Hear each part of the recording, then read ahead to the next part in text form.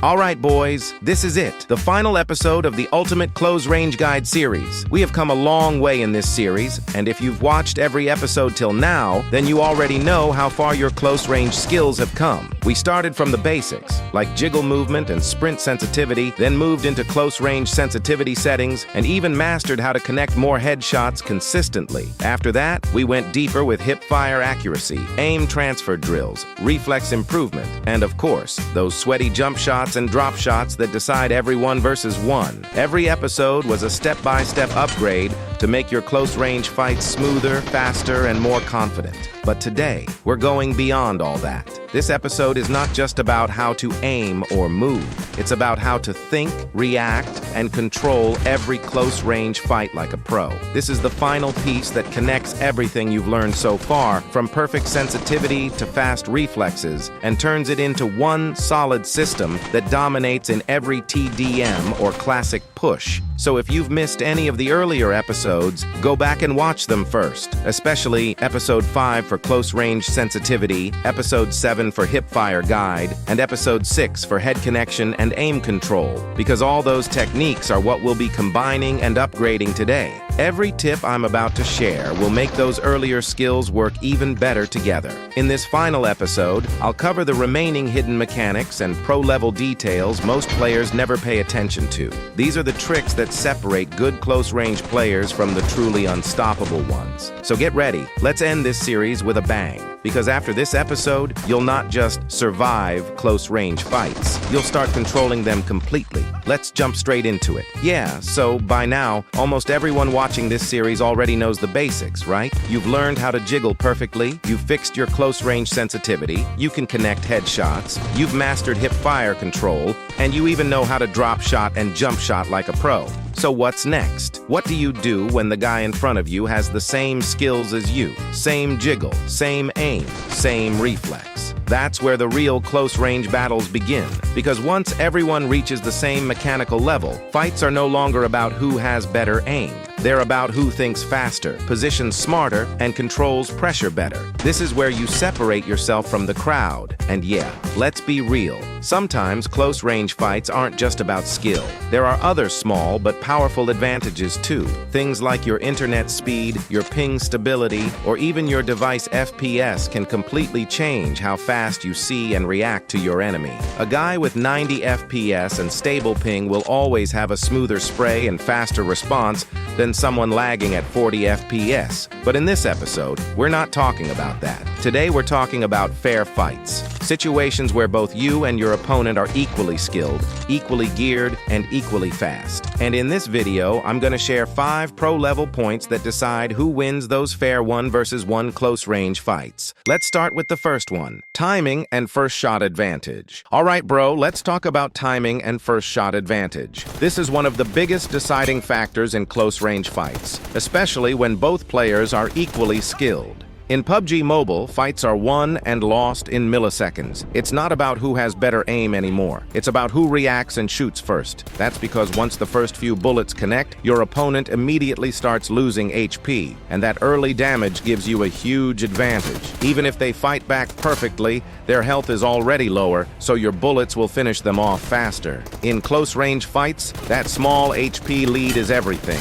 Even if they're master at jiggling or aiming, that early damage gives you a massive advantage in those split seconds. So how do you actually get that timing advantage? It's all about guessing what's about to happen and reacting fast. You need to read your opponent's movement and understand when they're about to peak. The moment you sense it, even half a second before, be ready to shoot. If you're holding an angle and your crosshair is already where your enemy's body will appear, you don't need to adjust your aim. You just press fire instantly. That's what gives you the first shot edge. Another key part of timing is not hesitating. Many players see the enemy, wait a tiny moment to aim perfectly, and that small delay costs them the fight. Don't overthink your aim. If your crosshair is roughly on target, shoot first, then adjust your spray. The damage you do in that first half second often decides everything. And remember, timing doesn't only mean reaction. It also means knowing when not to peek. If your enemy is already holding your angle and you peek blindly, you're basically walking into their bullets. Instead, change your timing. Fake a peek once, then go again half a second later when they stop pre-firing.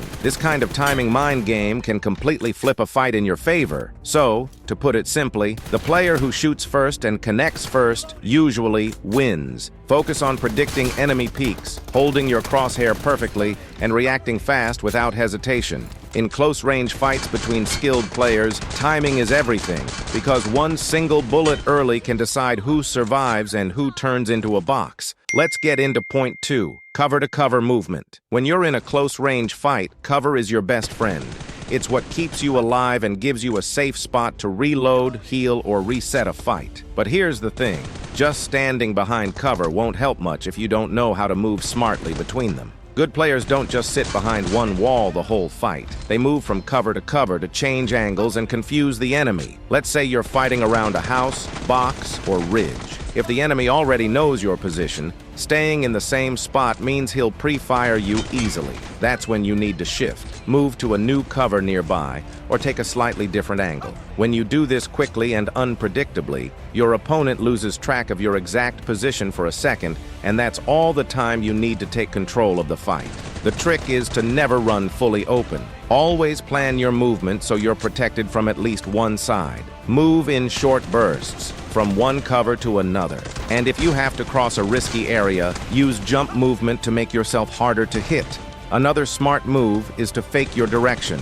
Peek from one side of the wall, then instantly switch and move to the other side before the enemy adjusts. This small fake can make him shoot in the wrong direction, and you'll catch him while he's reloading or shifting aim. So, in simple words, don't stay stuck in one place during close fights. Keep moving smartly from cover to cover, change your angle, and make your enemy guess where you'll appear next. The more unpredictable you are, the harder it becomes for him to land clean shots. In close-range battles, movement isn't just about speed, it's about smart positioning and surprise. All right, bro, let's move to point 3, pre-fire and prediction. This is one of the most important skills that separates an average player from a real close-range master. Pre-firing basically means shooting before you actually see the enemy. Sounds risky, right? But when used correctly, it gives you a massive advantage in close fights. Here's why. In PUBG Mobile, there's a tiny delay between when you see the enemy and when your bullets actually hit. So if you already know where the enemy will peek from, and you start shooting just before he comes out, your bullets will hit him first the moment he shows up. That's called a pre-fire advantage, and it often decides who wins the fight. Now, to do this right, you need prediction, being able to guess your enemy's next move.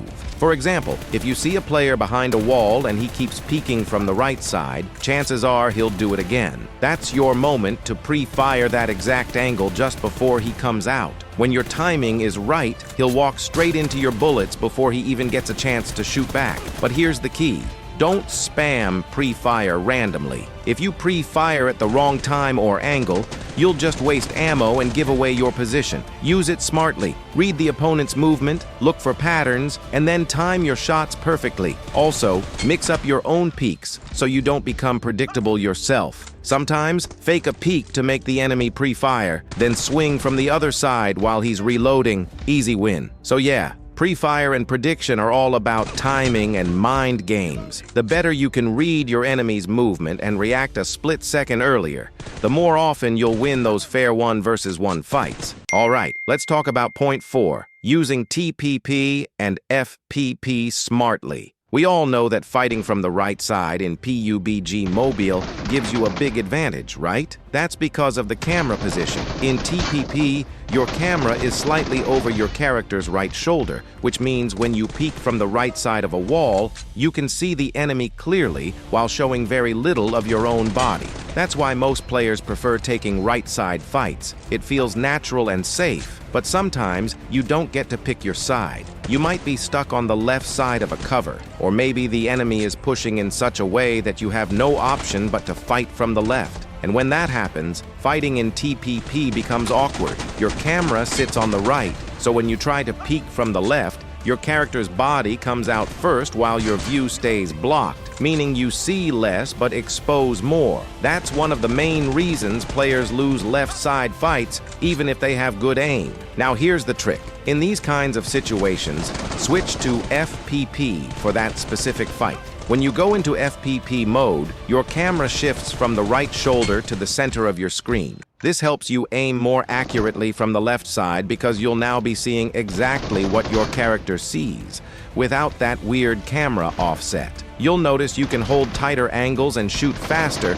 because your vision and bullets are perfectly aligned. However, don't make the mistake of using FPP when you're fighting from the right side, because in that case, TPP already gives you the advantage. So if you're holding or pushing from the right side, stick to TPP. But if you get forced to fight from the left side and can't reposition, switch to FPP for that fight. It's all about adapting quickly, depending on which side you're fighting from. Once you get used to this habit, you'll see a big difference in your close-range fights. You'll win more left-angle fights that used to feel impossible before, just because you understood how to use both TPP and FPP smartly and situationally. All right, it's time for point 5. Confidence and decision-making in close range. This one's a big deal, because close-range fights aren't just about aim. They're about confidence and quick decision-making. When you enter a fight, you don't have time to think for too long. You've got barely 2 or 3 seconds to decide whether to push, jiggle, dodge, or pre-fire. And that's where most players mess up. They hesitate. They peek, then stop, they start spraying, then panic. That small moment of doubt is all it takes for the enemy to outplay you. Confidence doesn't mean running blindly into every fight. It means trusting your skills, trusting your crosshair placement, and making quick moves without second-guessing yourself.